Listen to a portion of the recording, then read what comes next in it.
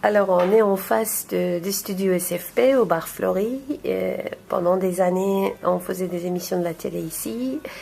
Et on montre ton film à la fin du festival après Varennes comme un hymne au cinéma, à la caméra. On a l'impression de ce langage poétique de faire l'éloge de la caméra.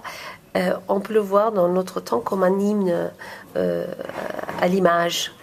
Est-ce que tu as eu cette idée-là aussi quand tu tournais le film? Oui, tout à fait. Oui, enfin, pour moi, l'image, c'est précieux, la caméra aussi, et c'est vrai que j'ai longtemps réfléchi à comment pouvoir en parler, comment pouvoir en faire un film, et du coup, je me suis concentrée sur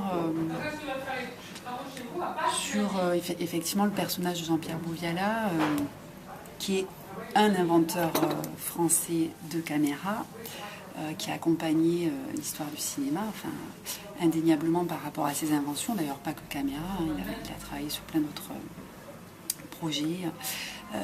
Mais moi je me suis concentrée vraiment sur lui et la caméra, de façon à ce que c'est le vecteur du film qui déroule cette histoire sur 50 ans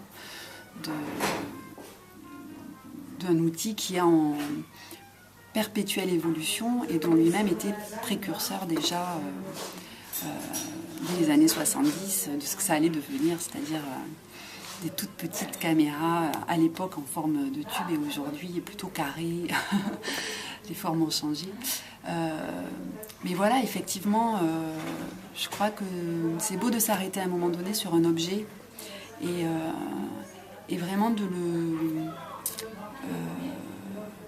s'y concentrer, d'y trouver toute cette dimension poétique et cette dimension dans le temps, quoi. Voilà.